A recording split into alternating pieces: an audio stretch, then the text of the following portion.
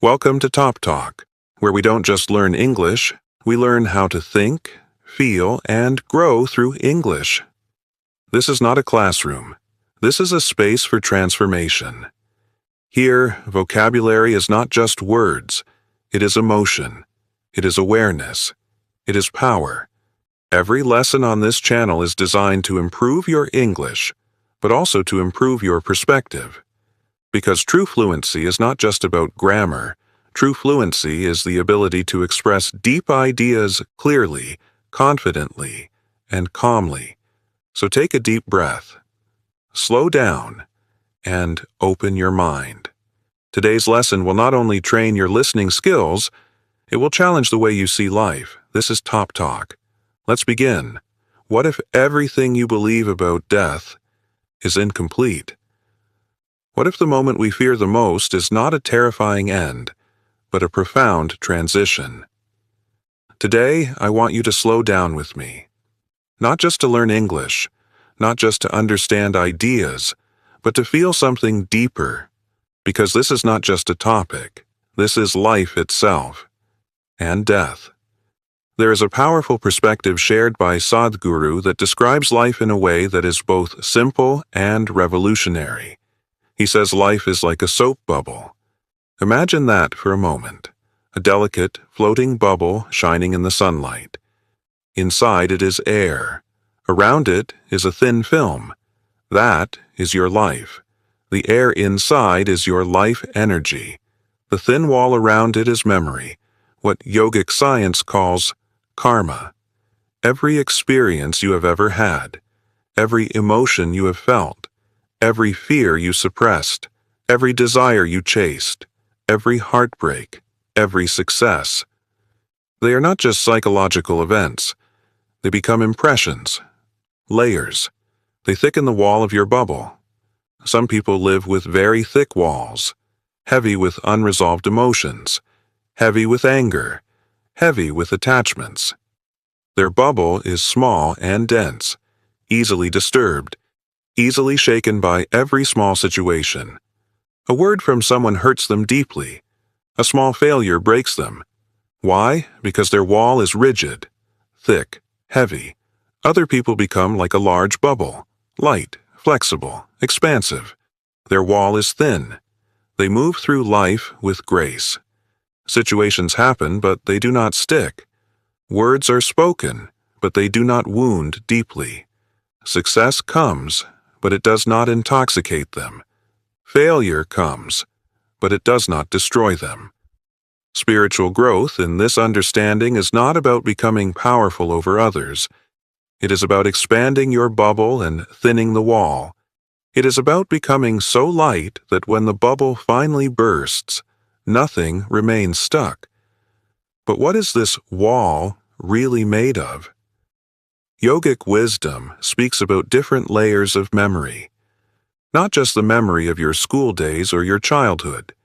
There is a deeper structure operating within you. There is elemental memory, the intelligence that organizes earth, water, fire, air, and space within your body. There is atomic memory, the way atoms arrange themselves into this specific human form. There is evolutionary memory, the long journey that made you human instead of any other species. There is genetic memory, the features you inherited from your parents. There are unconscious and subconscious layers shaping your reactions. And then there is karmic memory, the deepest imprint of tendencies carried beyond one lifetime. At the time of death, according to this perspective, most layers dissolve. The body returns to the elements. The conscious mind fades. The daily memories scatter. But karmic memory remains. And that remaining imprint seeks another form. Not because someone forces it.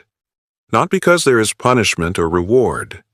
But because unfinished tendencies naturally seek expression. Just like a seed that has not fully sprouted will try again when conditions are right. This understanding changes the way we look at life. It means death is not a single dramatic moment where everything stops. It is a process.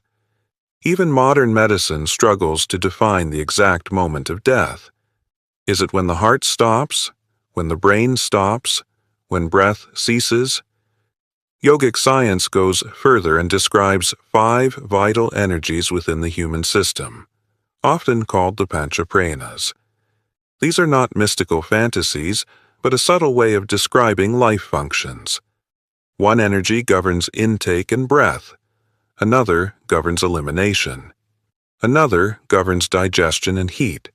Another governs communication and upward movement. Another integrates the whole system. When breath stops, all these energies do not vanish instantly. They withdraw gradually, like a sunset fading from bright gold to deep blue. Death is not a switch turning off. It is a withdrawal. Think about how gently nature moves. The sun does not crash into darkness. The tide does not violently disappear. It recedes. So does life. And yet we are terrified. Why? Because we identify completely with the bubble. We think we are the wall. We think we are the body. We think we are the personality. But what is personality? If you look carefully, personality is memory arranged in a certain pattern. Your likes and dislikes are memory. Your opinions are memory. Your fears are memory. Even your confidence is memory of past success. If all memory were erased, who would you be? There are tragic conditions like Alzheimer's disease where memory gradually fades. Families say, "He is not the same person anymore." What changed? The body is still there, the face is the same, but the memory structure has weakened, and with it, the personality dissolves. This shows something deeply uncomfortable. What we call me is largely memory. So at death, when memory collapses layer by layer, what remains? According to this yogic view, only the deepest karmic imprint continues.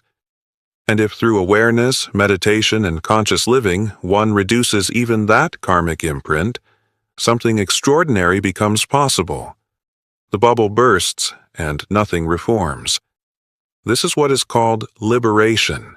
Not heaven, not a better place with rewards, but freedom from compulsive rebirth, freedom from unfinished tendencies, freedom from the need to become something again.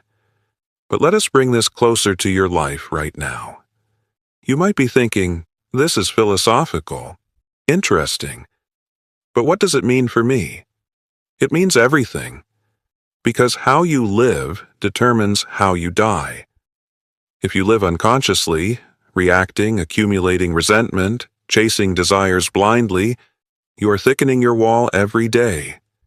If you live consciously, observing your emotions without drowning in them, acting with awareness instead of impulse, you are thinning it.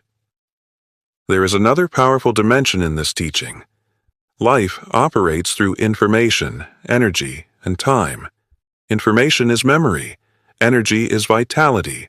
Time is the field in which both operate. Most of us have no control over time. We are dragged by it.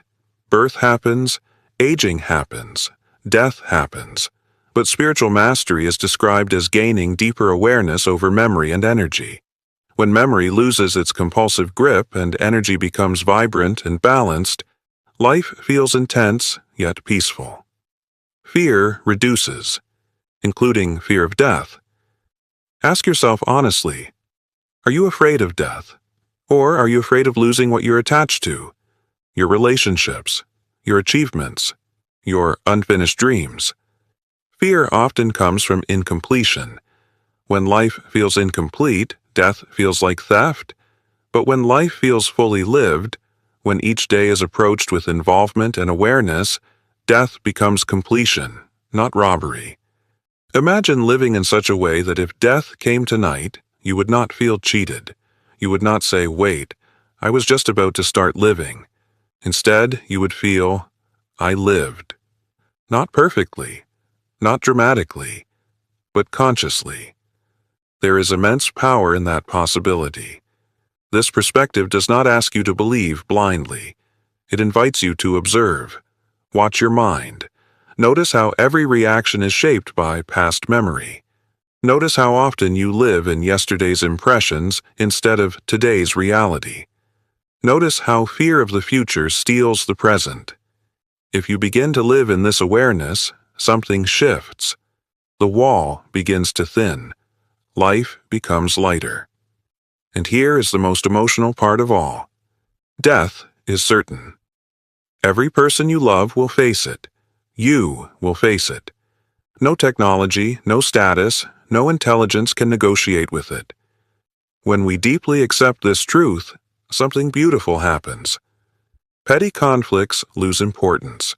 Ego battles feel meaningless. The need to prove yourself softens. You begin to value presence over pride. Instead of asking, "How long will I live?" you begin to ask, "How deeply am I living?" Instead of chasing endless accumulation, you focus on clarity. Instead of thickening your wall with bitterness, you choose forgiveness. Not because you are weak, but because you do not want to carry unnecessary weight. If death is a transition, then life is preparation. Not preparation in a fearful way, but preparation in a conscious way. Each moment becomes an opportunity to reduce compulsiveness. Each breath becomes a reminder that it will not last forever. And strangely, this awareness does not make life darker. It makes it more intense, more precious. When you know a flower will fade, you do not ignore it. You admire it more deeply. When you know a sunset will disappear, you watch it more carefully. If you truly know your life is temporary, you begin to live with more attention, more gratitude, more sincerity. So tonight, as you sit quietly, ask yourself, is my bubble becoming bigger and lighter, or smaller and thicker? Am I living mechanically, repeating patterns, or am I becoming aware of them? Am I accumulating unnecessary emotional baggage, or am I releasing it? Death is not the enemy. Unconscious living is. Death will come in its time. That is natural. But living without awareness, that is the real tragedy. Because then even if you live 100 years, you have not truly lived.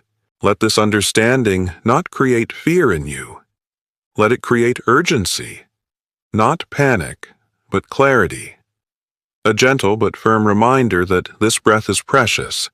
This moment is not guaranteed to repeat. This conversation, this relationship, this opportunity, they are temporary gifts. If you begin to live this way, something remarkable happens. Fear slowly transforms into acceptance. Resistance softens into trust. And when the final moment arrives, whether far in the future or unexpectedly soon, it will not feel like a violent interruption. It will feel like a natural exhale. Life inhaled you into existence. One day, it will exhale you back into itself. The question is not whether that day will come. The question is, when it comes, will you be heavy with unfinished weight, or light enough to dissolve gracefully? That choice is being made right now, in how you think, in how you react, in how consciously you live this very breath. If today's lesson made you think, if it made you feel something deeper, then don't let it end here. On this channel, we are not just practicing English, we are practicing awareness, confidence, clarity. Because when you learn to express powerful ideas in English, you don't just change your language, you change your life. If you are serious about improving your English in a meaningful way, subscribe to TopTalk. Comment below one sentence from today's lesson that touched you the most. Speak it, own it, feel it, and remember, this is TopTalk, where we don't just learn English, we learn how to live, think, and speak with purpose. I'll see you in the next lesson.